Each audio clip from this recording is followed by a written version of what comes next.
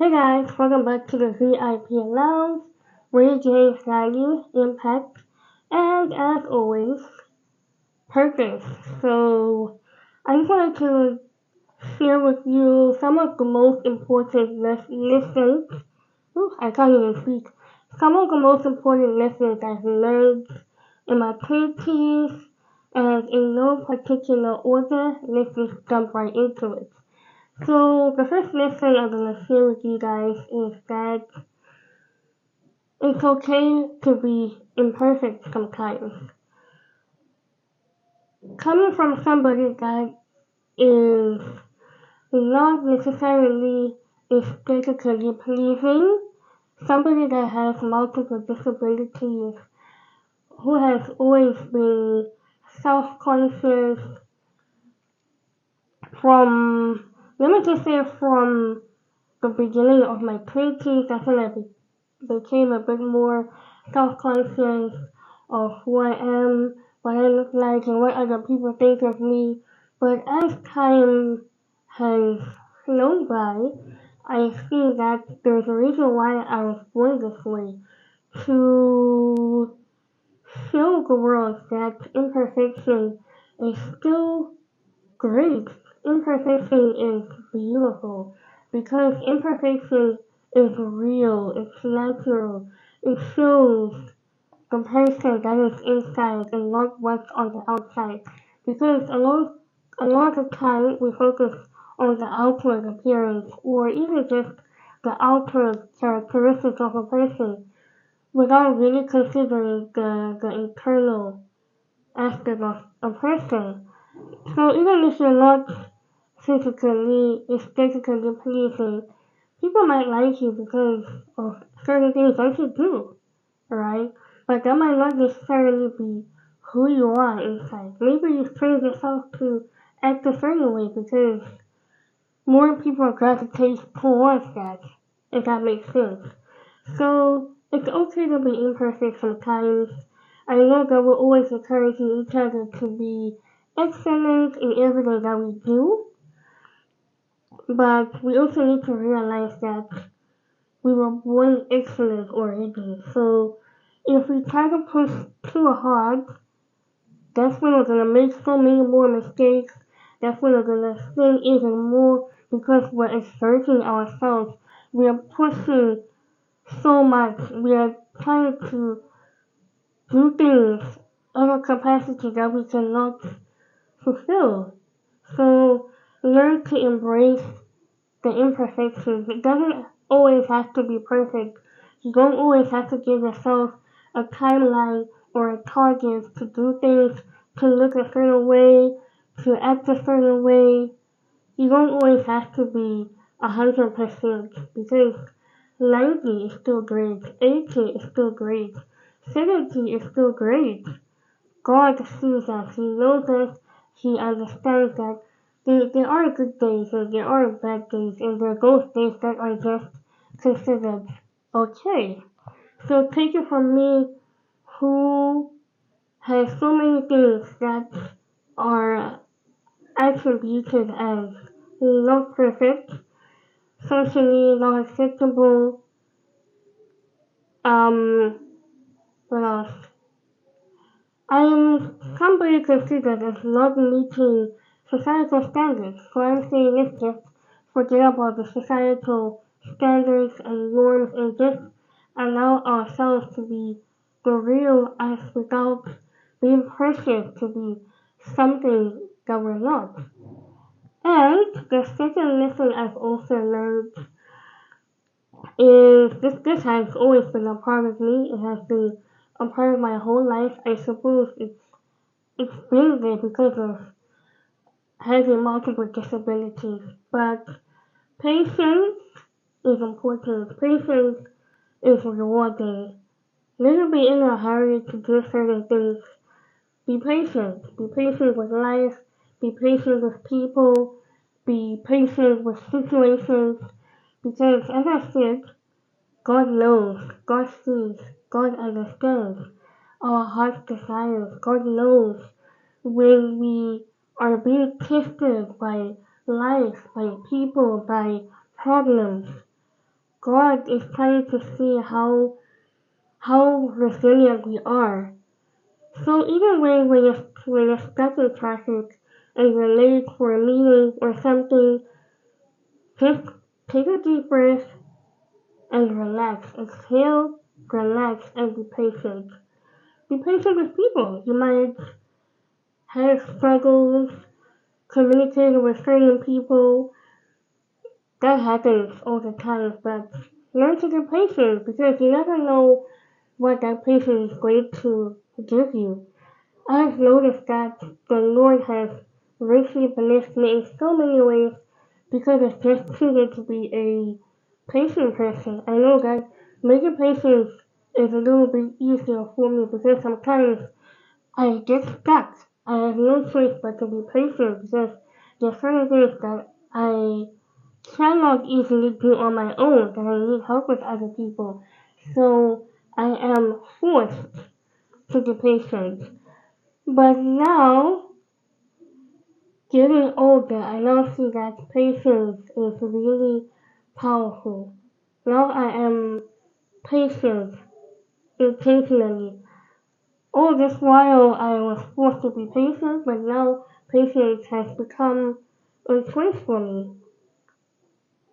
Imagine somebody doing something that you don't like, and then you snap at them, and then someone else does something really nice for you. That can also be with that person you snap at. How then are you going to approach that person after snapping at them? It's just always nice to be patient with them and sit down, talk about issues and find a way to navigate and maneuver through those tough situations. And then the third lesson I have learned consistently is spiritual spirituality rather. Spirituality is tough. Spirituality is a lifestyle and it's a choice. You have to make an active choice every single day to choose God. Just because you choose your life to Christ today doesn't mean that you're gonna be on cloud nine for the rest of your life.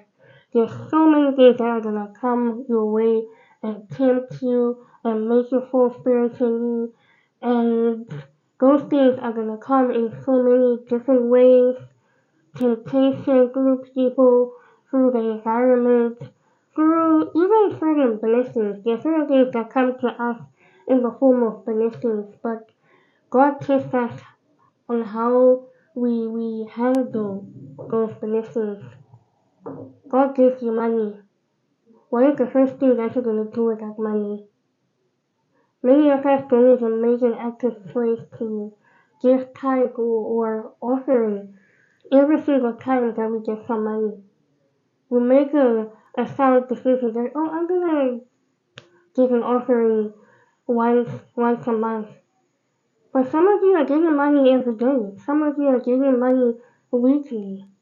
You can't even spare that $1 or $2 or $5 just to give thanks to God for so many beautiful things that He does for us. He gives us life, He gives us good health, He gets us through life challenges and situations that sometimes we think we can never get out of. And when we get out of them, we just ask God and we're like, God, is that really me who got through this alive and well in one piece? If God, is that you that helped me get a promotion? God, is that you that helped me get a college degree? God, is that you that helped me get married? God, is that you that gave me a child? Certain things that we just end up saying, oh well, it is what it is. And then just like that, God surprises us with the most. So we need to be able to choose God on a daily basis, sacrifice more for Him than for our loved ones. The first lesson I've learned in life is don't hold on to pride. You might even look at it as not wanting to bother people when you need help, but it's okay to need help. It's okay to need people in your life, and that's why it's so important not to be extremely selective. Be nice to people, talk to people. You don't have to be friends with everyone. That's not what I'm saying. I'm just saying be nice to the next person sitting next to you or standing next to you. You never know how or when your next blessing is going to come to you. The problem we have as people, we like to judge others by their outward appearance, we like to judge them by their church, their dressing, the type of car they drive, the type of people they hang around.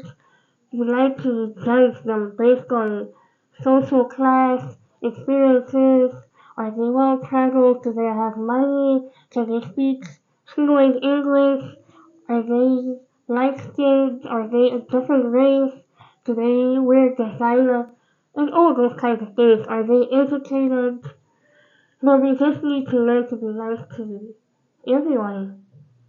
Because at the end of the day, God created us all and He loves us all the same. God is for us all. God doesn't choose that these are my people, these are not. Next to you, you are extremely disobedient, maybe. But God has never been selective. He's a good God. Why would God be selective when He took the time to create you and me in our beautiful diversity? So we also need to learn to embody that godly love, to embrace the next person, no matter where they're coming from, no matter what they've been through. And you never know what that person has seen in life, so it's just important to be nice to them. And you never know what's going to happen in your life. So it's good to just be nice to people. Karma is real. And karma is something that is extremely tough to deal with. So always be nice to the next person. And the last one, the bonus one, number 5. Always be honest with people, even when it's uncomfortable, when it's painful, when it's gonna bring out negative consequences. Honesty is the best policy. I know that for many of us, we we think ahead how is the next person going to react. But sometimes you just have to take a deep breath and let it go and just be honest. Because you will do more damage by hiding the truth from the next person. I feel like that is more damaging to conceal your feelings and pretend. You can only pretend for so long and bottling out your feelings and not expressing them to the next person is going to affect you mentally. It's going to mess with your mind. It's going to mess with your health overall. So it's just good to be honest with people. It's good to communicate. Only if the person you're trying to be honest with and talk to and communicate with is also in that headspace. I know that there are some people that are really difficult that you can't really open up to because they're extra. But that's why we also have channels that we can go to. We can go to a friend, a coworker, a parent, a sibling. Just find ways of being able to be open and honest and just lay it out on the table because you can't think, oh, I can't share this with this person.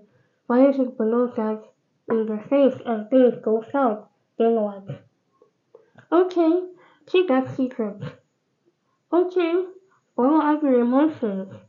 But one day, it's gonna explode. You are gonna explode. And it's gonna make everything even worse when you could have avoided all of that. Being honest might hurt, it might sting, but it only lasts a moment. It's like pain. You know how when you get into a relationship, you're gonna face it. You get heartbroken, the relationship has ended, you get heartbroken. How many of you guys have been heartbroken but have been able to move on? The pain is only for a moment. You could get back on your feet. You could get your life back in some way. So let's not let's not stifle our feelings.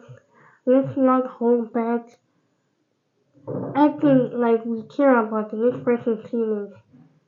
Caring about the next person's feelings means you being open and honest and transparent about whatever is happening in your life or whatever misunderstanding you've had. The only difference now is just about understanding that person and how to talk to them and knowing when and where to open up. You know, you don't just open up like a sprinkler and just say it all out like that. You also need to analyze the time, the place, the situation, the person, get to know your emotions, get to know the other person's emotions, understand your emotions and the next person's emotions, under, sorry, manage your emotions, and find ways of managing the next person's emotions, and you will be good. So those are the most important lessons I've learned in my career. If you guys want to hear more from me, please do comment down below and let me know. I can share more lessons now that my prayers are coming to an end. I just felt like this is something that I needed to share with you guys. I hope you liked this video. Thank you so much for watching. I love you guys deep and I will see you in the next one.